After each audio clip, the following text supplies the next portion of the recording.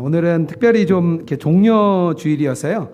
출애굽기 강해를 좀 건너뛰고 오늘은 종려주일 이렇게 설교를 좀 이렇게 나누려고 합니다. 제가 청년 때 이렇게 믿음과 순종이 이렇게 순서가 있다고 생각을 했어요. 구원 얻는 믿음이 이렇게 생기고 나면 좀 훈련도 받고 뭐 성경 공부도 하고 이렇게 믿음이 좀 자라야 순종할 수 있는 단계로 들어갈 수 있다 이렇게 뭐 생각을 하는 거죠. 한 번은 제가 청년 때 이렇게 교회에서 행사를 한번 맡았어요. 그래서 한 자매님께 같이 좀 해달라고 이렇게 부탁을 했더니 그러는 거예요. 자기가 요즘 순종 훈련줄이라 뭐든지 부탁하면 다 오케이다. 그러시면서 이렇게 오케이 해주셨어요. 그래서 좋은 마음으로 하는 건지 나쁜 마음으로 하는 건지 잘 모르겠지만 어쨌든 자기는 지금 순종 훈련 중이다 이렇게 얘기를 해서 제가 한편으로 참 멋있다 생각은 했어요. 좀 나도 언젠간 저렇게 한번 순종의 단계로 들어가는 훈련을 좀 한번 해봐야 되겠다. 그런데 그때는 못했어요. 왜냐하면요. 하나님이 뭘 시킬지 모르겠는 거예요. 그래서 약간 두려운 마음도 좀 있고, 청년 때 그런 마음 있잖아요. 갑자기 뭐 목회자가 되라, 선교사가 되라, 막 갑자기 어디로 가라 이런 마음 들면 순종 못할 것 같아서 아예 시작도 아직 나는 단계가 아니다 이렇게 생각을 했었습니다. 여러분들 어떻게 생각을 하세요? 믿음과 순종이라는 게 이렇게 순차적으로 일어나서 가는 것일까요? 이렇게 믿음이 좀 많이 쌓여야 좀 순종할 수 있는 그런 힘이 좀 이렇게 생기는 것일까요? 종려주일에 우리 예수님의 모습을 통해서 순종이 무엇인지, 예수님이 드린 온전한 순종이 무엇인지 같이 좀 이렇게 나누어 보도록 하겠습니다. 그리고 또 어떻게 우리가 온전한 순종으로 이렇게 나아갈 수 있는지도 오늘 같이 좀 함께 알아보겠습니다. 오늘이 고난주간 첫날입니다. 고난주간 첫날을 종려주일로 부르는 것은요, 예수님이 이렇게 예루살렘으로 입성하실 때 메시아로 이렇게 오시는 예수님을 이렇게 환영하는 뜻에서 이렇게 종려나무 가지를 막 이제 나와서 이스라엘 백성들이 흔들었습니다. 거기서 이제 유래가 됐죠. 종려나무라는 뜻이 타마르라는 뜻인데요. 이 타마르라는 뜻은 아름다움, 특별히 승리 이런 것을 상징하는 게 타마르입니다. 다말, 우리 성경에는 다말이라고 돼 있죠. 다말하면 생각나는 사람이 몇 명 있죠. 유대인들이 다말이란 이름을 굉장히 좋아한다 그래요. 그래서 성경에도 몇 번 나오는데요. 유다의 며느리가 다말이었죠. 유다의 며느리가 다말인데 예수님의 족보에 올랐던 그런 사람입니다. 또 다윗의 딸이고요. 압살롬의 누이인 또 다말이 또 있었어요. 또 다말 때문에 많은 사건들이 일어나게 되죠. 예수님이 계셨을 때 유대인들은요, 정치적이고 또 이렇게 군사적으로 이 이스라엘을 회복시켜줄 그런 메시아를 기다리고 있었습니다. 특별히 예수님 시절 한 200년 정도 전에 마카비우스라는 혁명이 있었어요. 그래서 그때 당시에 마카비우스가 다윗의 자손은 아닙니다. 그런데 예루살렘과 또 그 예루살렘 성전을 이렇게 탈환한 사건이 있었습니다. 나중에 저희가 수요 강좌에서 신구약 중간상 때 한번 나누도록 하겠습니다. 그때 이제 마카비우스가 수복해서 들어올 때 예루살렘 주민들이 나와서 종려나무 가지를 막 흔들었어요. 이미 200년 전에 그런 사건이 한번 있었습니다. 아마 그런 기억을 했을 것 같아요. 예수님이 오실 때 200년 전에 우리가 회복된 것처럼 예수님이 오실 때 그렇게 되지 않았을까 이렇게 생각했던 것 같습니다. 예루살렘 성 안에는 종려나무가 없었다 그래요. 그러니까 그 나온 사람들은요, 갑자기 나와서 바닥에 있는 뭐 종려나무 가지 가지고 흔든 게 아니에요. 이제 신학자들은 이것을 위해서 준비를 해갖고 오거나 밖에 나가서 가지고 왔거나 아니면 사서 나와서 종려나무를 흔들었을 것이다 이렇게 말을 합니다. 요한복음에 보면은요, 이 뒤에 보면 어떤 내용이 나오냐면 거기 나온 사람들이 죽은 나사로를 살리는 일을 보았던 자들이다 이렇게 말을 합니다. 그것을 목격한 자들이니까 얼마나 기대가 됐겠어요. 죽은 자도 살리고 또 뭐 아픈 자를 고치시고 아무것도 없는 데서 먹을 것을 막 내시는 그런 메시아가 들어온다 생각을 하고 예수님을 기대했습니다.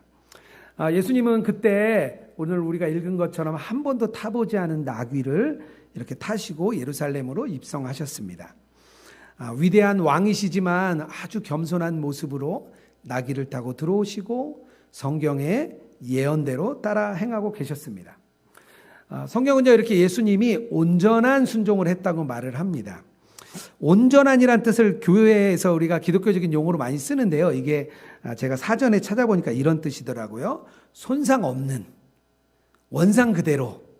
그래서 예수님이 온전한 순종이다. 그러면 하나님이 원하시는 원상 그대로의 순종, 하나님이 원하시는 아주 손상 없는 순종, 그것을 우리가 온전한 순종이라고 할 수 있습니다. 예수님은요, 이 땅에 오셔서 두 가지의 순종을 하셨습니다. 하나는요, 십자가의 순종입니다. 이것을 복음적 순종이라고 하는데요. 십자가의 순종을 하나 하셨고요. 또 하나는 삶으로 순종을 하셨습니다. 이것을 신학적인 용어로 그냥 적극적인 순종이다, 이렇게도 이야기를 합니다. 첫 번째로 이제 순종하셨던 복음적 순종, 십자가의 순종은요, 하나님께서 우리를 구원하시기 위해서 우리 십자가에 달리신 순종이시죠. 하나님께서는요, 원래 이 땅을 구원하시고 또 거룩하게 살고 하나님의 백성답게 살기 위해서 주신 것이 사실 율법이었어요. 우리를 그냥 율법 아래 묶어두려고 만드신 게 아닙니다. 그래서요, 사실 율법은 굉장히 선한 것이에요. 율법을 잘 지키면 하나님이 아주 기뻐 받으시는 그런 일이 됩니다. 그래서 구약의 핵심이 레위기라고 말씀을 드렸습니다. 모세오경에 나타나는 율법을 613가지 정도 이렇게 이야기를 합니다. 우리는요, 율법을 잘 지키면 구원을 받습니다. 율법을 잘 지키면 구원을 받아요. 그런데 율법을 잘 지키지 못하면 형벌을 받게 돼 있습니다. 그런데 그 형벌이 뭐냐면 바로 죽음입니다. 율법을 지키지 못했을 때 우리가 받게 되는 것, 그것이 죽음이지요. 로마서 10장 5절인데요. 모세가 기록하되 율법으로 말미암는 의를 행하는 사람은 그 의로 살리라 하였거니와. 율법을 행하면 그 의로 산다는 거예요. 하지만 아담으로 시작해서 인간들은 이 율법을 지키지 못했습니다. 율법을 지키는데 실패했고 결국에는 그 율법을 지키지 못했기 때문에 우리가 죽음에 이를 수밖에 없는 상황이 된 것입니다. 우리가 죄값으로 죽음을 맞이하는 거죠. 마치 법을 어겼을 때 죄를 지은 사람들이 이 감옥에 가거나 아니면 사형을 당하는 것과 마찬가지입니다. 그런데 예수님께서 그 죄값을 다 치르기 위해서 십자가에서 죽으셨습니다. 자기 자신을, 자기 몸을, 자기의 생명을 순종해서 하나님께 바치신 것이죠. 자기를 온전히 드린 십자가의 순종입니다. 종료주일에 예수님께서 지금처럼 이렇게 입장하실 때 이스라엘 백성들은 아무것도 모르고 메시아를 외치고 호산나를 외치고 기쁨으로 환호했지만 예수님은 자기가 걸어가는 그 길은 죽음의 길이었습니다. 자기가 죽음의 길을 가는 줄 알면서도 끝까지 겸손하게 순종하신 십자가의 순종이고 복음적인 순종입니다. 두 번째 예수님의 순종은요, 삶으로의 순종이십니다. 예수님은요, 자신의 삶에서 율법을 완전하게 지키셨어요. 율법의 1.1획도 어기지 않으시고 행하셨습니다. 인간의 육신으로 오셔서 연약함을 가지고 계신데도 불구하고 율법을 자기의 삶으로 지키시면서 살아가셨습니다. 마태복음 5장 17절입니다. 내가 율법이나 선지자를 폐하러 온 줄 생각하지 말라. 폐하러 온 것이 아니요 완전하게 하려 함이라. 완전하게 자기가 지키시겠다고 말씀하신 거예요. 마태복음 5장 18절입니다. 진실로 너희에게 이르노니 천지가 없어지기 전에는 율법의 1.1획도 없어지지 아니하고 다 이루리라. 예수님께서는요, 이 두 가지의 순종을 통해서 우리의 구원을 이루신 것입니다. 이 두 가지의 순종이 예수님이 우리를 위해 속죄하는 아주 근거가 됩니다. 결국 우리는요, 구원을 얻게 되는데요. 이 구원이 예수님의 구원이 우리에게만 오는 것이 아니라 예수님의 순종도 동일하게 우리에게 오는 것입니다. 그래서 순종은 믿음 다음에 아주 믿음이 생기면 오는 것이 아니고요. 믿음과 동시에 우리에게 오는 것이고 믿음과 동시에 우리에게 이루어지는 것입니다. 그리스도 믿는 것 따로, 순종하는 것 따로, 그게 아니에요. 예수 그리스도를 믿는 사람은요, 바로 순종할 수 있는 그런 힘이 있고 예수님이 우리 안에 오셔서 우리가 순종할 수 있는 힘을 주십니다. 믿는 사람들은요, 그래서 어떠한 불이익을 당하더라도 또 어떤 손해를 당하더라도 우리가 순종할 수 있는 것입니다. 심지어 초대교회 교인들처럼 목숨을 버리는 일에서도 순종할 수 있었습니다. 성경에 나오는 대표적인 사건들이 있는데요. 우리가 잘 아는 아브라함이 이삭을 바치는 사건입니다. 하나님의 말씀을 들었습니다. 100세에 얻은 그 이삭을 하나님께 바치라는데 하나님은 그 전에 말씀을 보면 절대 인신 제사를 원하는 분이 아니었습니다. 그런데 아브라함이 이상했어요. 왜 하나님께서 아들을 바치라고 하는 것이지? 그런데 그 말씀은 듣고 아브라함은 순종하여 이삭을 바쳤습니다. 이 말씀을 히브리서에는 이렇게 말을 합니다. 히브리서 11장 17절입니다. 아브라함은 시험을 받을 때에 믿음으로 이삭을 드렸으니 19절입니다. 그가 하나님이 능히 이삭을 죽은 자 가운데서 다시 살리실 줄을 생각한지라. 하나님에 대한 믿음이 순종으로 이렇게 드러난 것이죠. 순종을 통해서 하나님이 그의 믿음을 보았다 이렇게 말하고 있습니다. 북이스라엘 아합 왕 때의 일입니다. 아합은 악한 왕이었지만 아주 정치적으로, 경제적으로 솔로몬 이후에 아주 부강한 나라였어요. 하지만 아내인 이세벨과 함께 바알과 아세라를 섬겼습니다. 종교적으로는요 가장 타락한 때였습니다. 이 어두운 시기에 아합 왕의 왕국에 왕국 맡은 자라는 오바다라는 사람이 나옵니다. 근데 그는요 100명의 선지자를 50명씩 굴에 숨겨서 봉양을 했습니다. 만약에 발각되면요 죽음을 맞이할 수밖에 없는 그런 상황이었는데요. 그는 아주 순종의 길을 걸었습니다. 성경은 그를 뭐라고 표현하냐면요. 지극히 하나님을 경외하는 자다 이렇게 말을 합니다. 하나님을 믿음으로 하나님이 주신 일에 순종하는 그 일이 죽음을 맞이하더라도 순종했던 아주 대표적인 사람입니다. 이렇게 어떠한 손해나 불이익이 오더라도 우리가 순종할 수 있는 것, 이것이 성경에서 말하는 온전한 순종입니다. 믿음이 있으면요 같이 가는 거예요. 믿음 따로 순종 따로가 아니라 함께 가는 것이 온전한 순종입니다. 물론 우리가 실패하거나 실수하거나 그런 것 없이 온전한 순종을 드릴 수 있는 것은 아닙니다. 우리들은요 많은 실패를 거듭합니다. 하나님이 주신 말씀과 나의 삶에서 도대체 어떻게 해야 될지 결정하지 못할 때가 많습니다. 순종하고 싶은데 내가 순종이 안 될 때가 너무나 많아요. 베드로처럼 실패하고 넘어질 때가 있는 것이죠. 하지만 본질적으로 그리스도인들은요 순종하는 것입니다. 순종하고 싶은데 실패를 하는 것이지 처음부터 그냥 불순종하는 걸 당연하게 여기는 사람들이 아닙니다. 그래서 자신의 불순종과 실패 때문에 괴로워하고 슬퍼하고 마음 아파합니다. 그래서 하나님께 다시 회개하고 다시 나아가 마음을 다시 잡고 순종하려 나가는 마음이 그리스도인의 마음입니다. 말씀을 읽어야 하는데 읽지 못할 때 마음이 아픕니다. 기도해야지 하는데 기도하지 못하면 왠지 죄책감이 듭니다. 경건하게 살아야지 했는데 직장에서 경건하게 살지 못했을 때 마음이 아픕니다. 사순절에 남들은 성경도 읽고 심지어는 미디어 금식도 한다는데 나는 아무것도 못할 때 왜 그런가 나는 자책합니다. 이것은요 우리가 순종 못해서 지옥 갈까봐 하나님이 징계 줄까봐 그러는 게 아니고요. 하나님과 더 친밀해지고 싶고 하나님과 더 동행하고 싶고 하나님과 더 깊은 관계를 맺고 싶은데 그렇지 못할까봐 마음이 아픈 것입니다.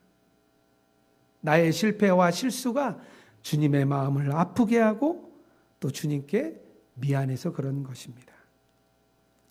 그래서 순종하지 못할 때에 우리가 다시 예수님을 바라보는 것, 다시 십자가로 돌아가는 것, 그것이 온전한 순종으로 나아가는 길입니다. 히브리서 12장 2절에 말씀하고 있습니다. 믿음의 주여 온전케 하신 이인 예수를 바라보자.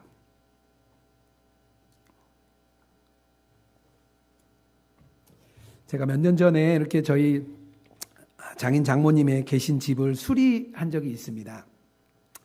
저희 처갓집에 딸이 5인데요. 저희가 5째 막내입니다.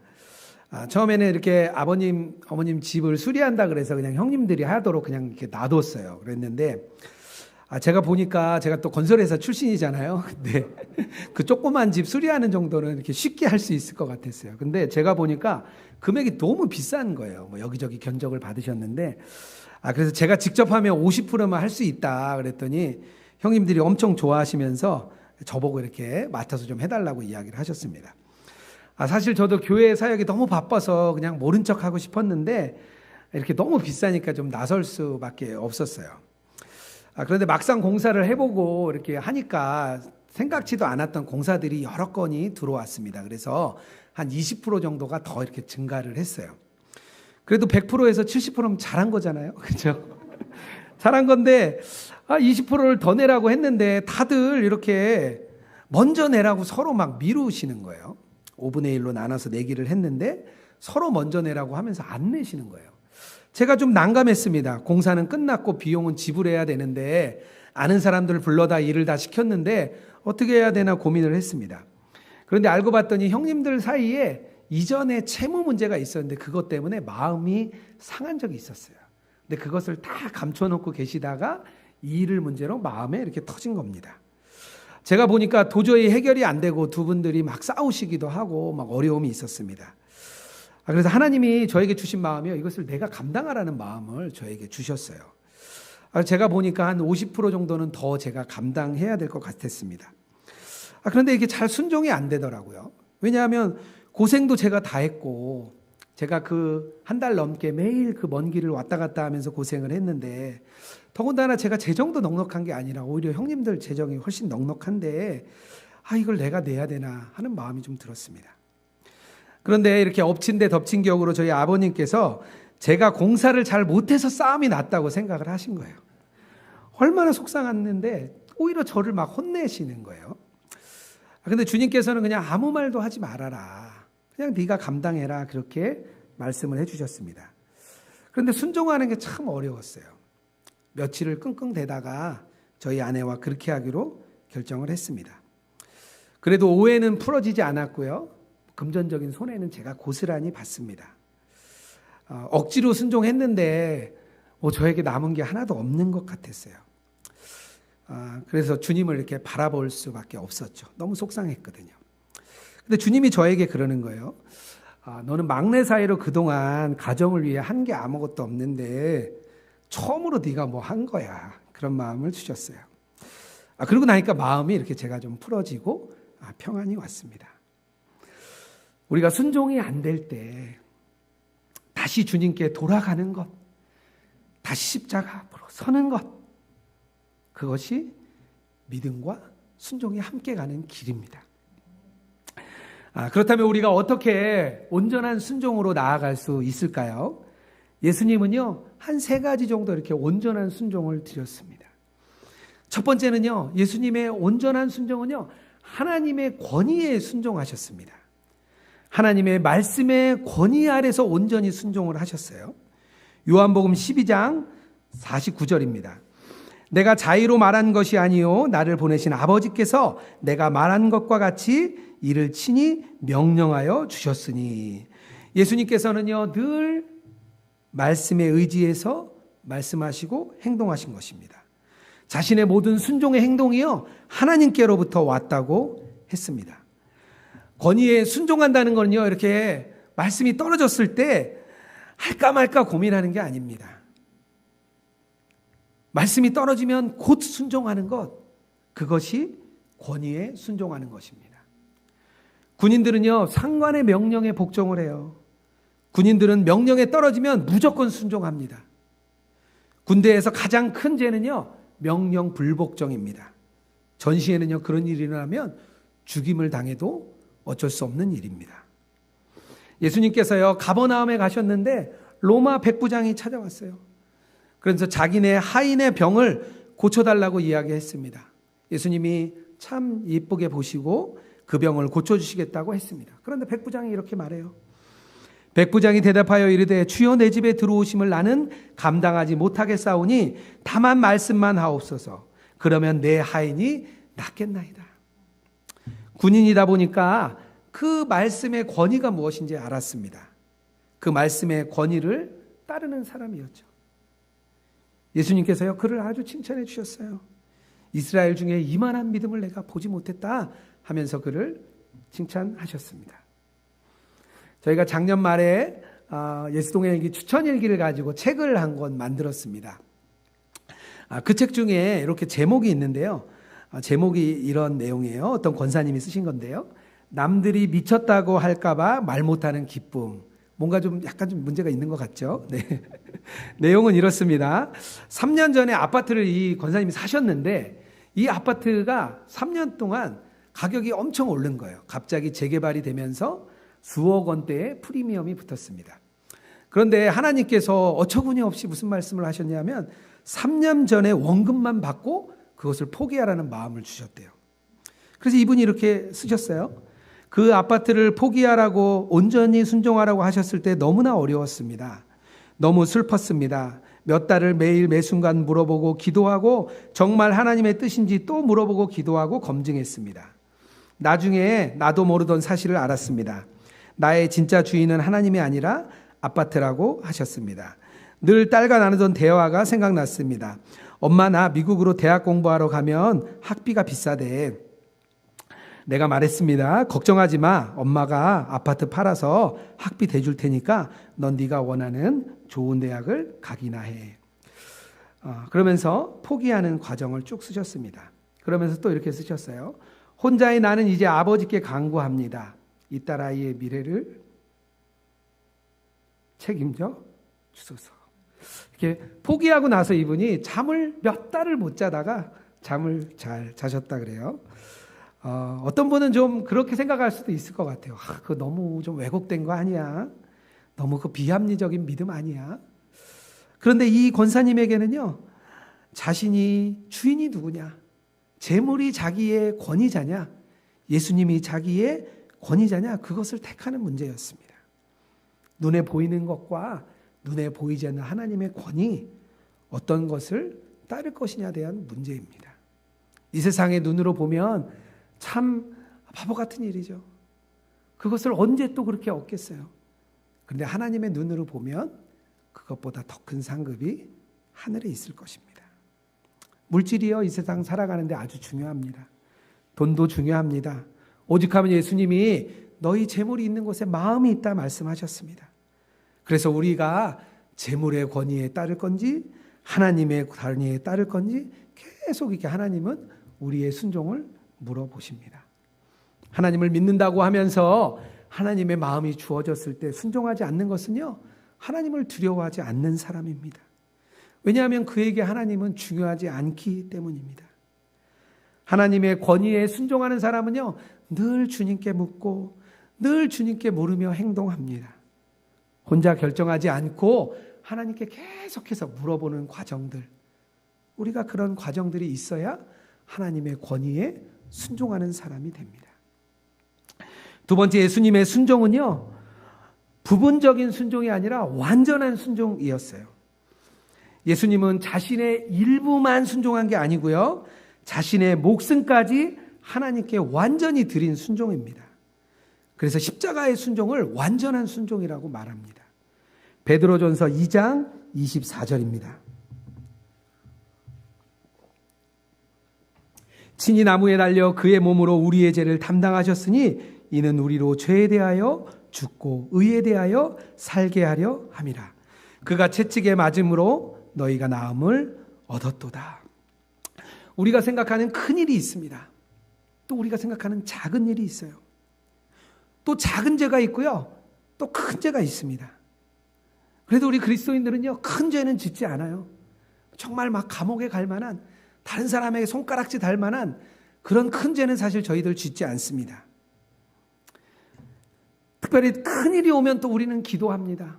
몸이 아프거나 재정적인 문제, 진로의 문제, 어려움이 생기면 우리들 다 기도하러 나와요. 기도하지 않는 사람은 없습니다. 하지만 사소한 일에는요, 우리가 좀 마음대로 결정합니다. 이 정도는, 이 정도는 눈 감아 주시겠지. 이 정도 죄는 하나님이 덮어주시겠지. 우리는 그렇게 생각합니다. 조나단 에드워즈가 배의 이야기를 이야기합니다. 배에 작은 구멍이 난 배가 있는데요, 그 배는요, 물이 새서 사용할 수가 없다는 거예요.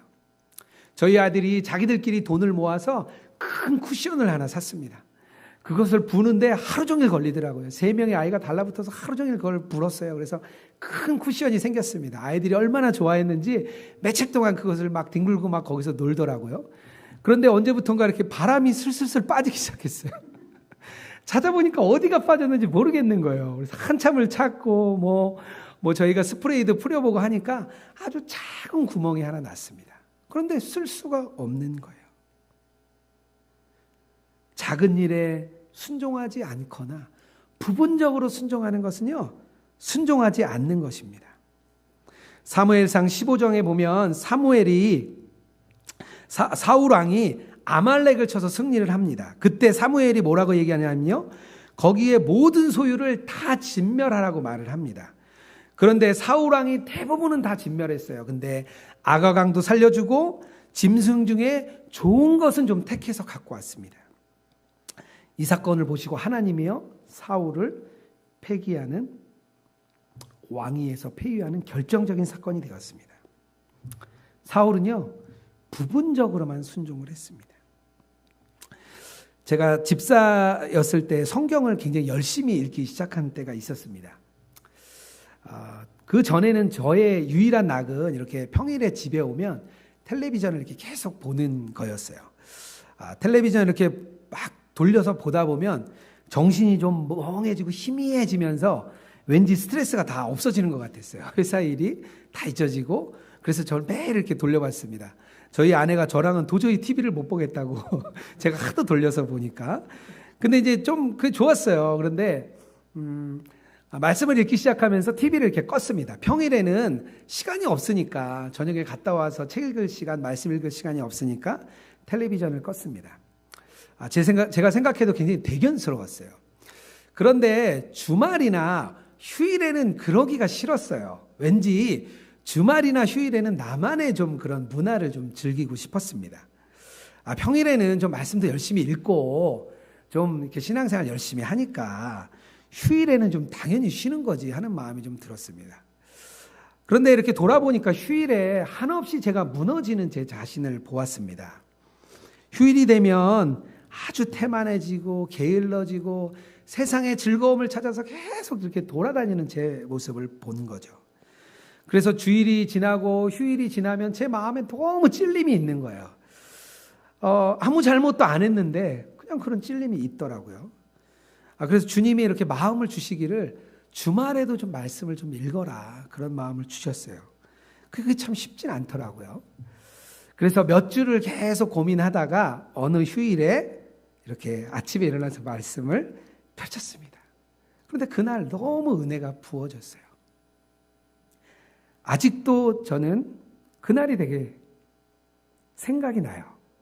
그래서 그런 은혜를 받고 나니까 휴일이 되면 이렇게 말씀 읽으러 이렇게 가는 일이, 가방을 싸서 도서관으로 막 가는 그 일이 저에게는 또 하나의 즐거움이 되었습니다. 명절에 이렇게 가정을 위해서 열심히 봉사하면 아내가 하루를 선물로 주었어요. 잘 봉사한 거죠.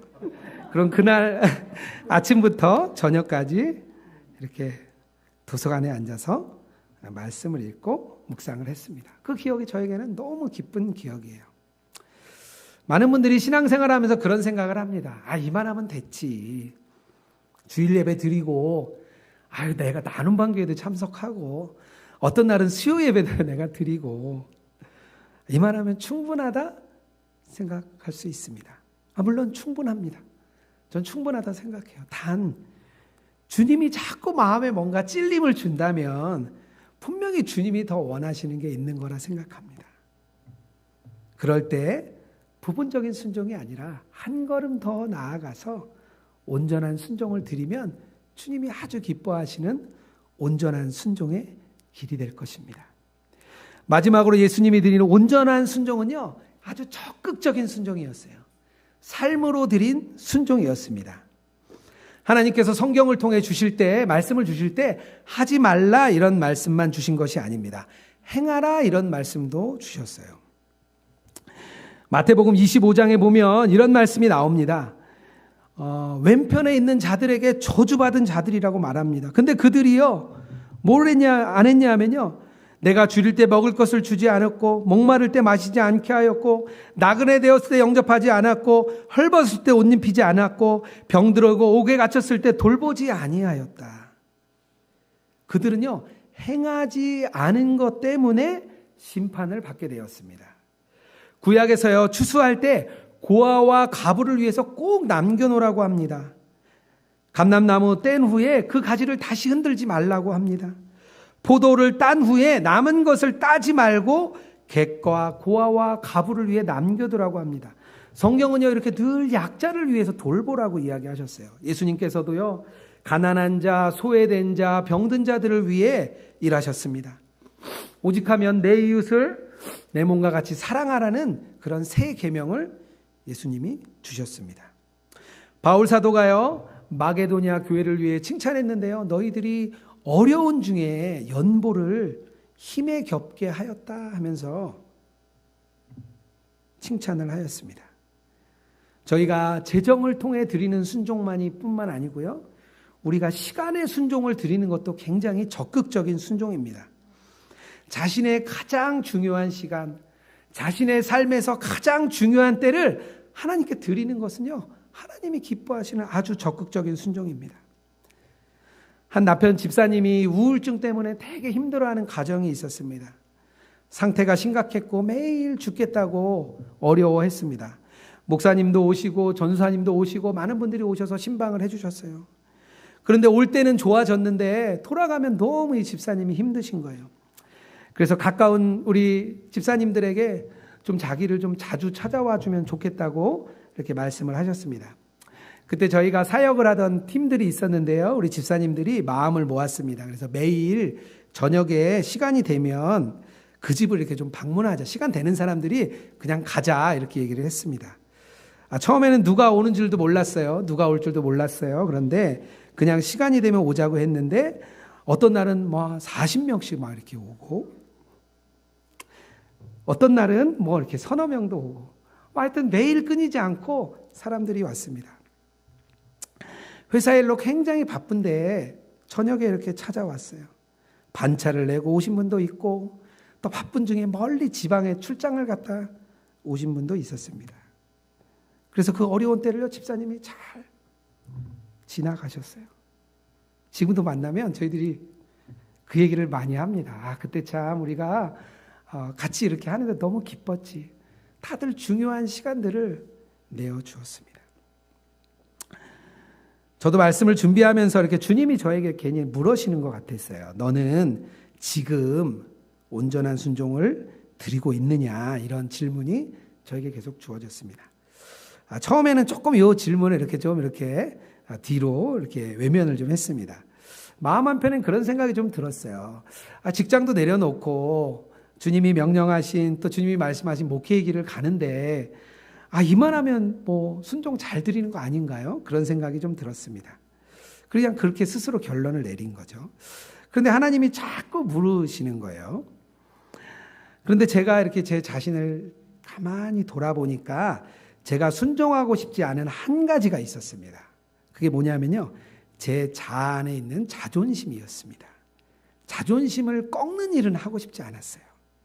왠지 그렇게 자존심을 꺾으면 목회의 길을 가는 내가 너무 초라하게 느껴지는 것 같았어요. 그래서 그것만은 드리고 싶지 않았습니다. 처음 목회의 길을 갈 때도 마음 한편에는 자비랑 목회를 좀 하고 싶었어요.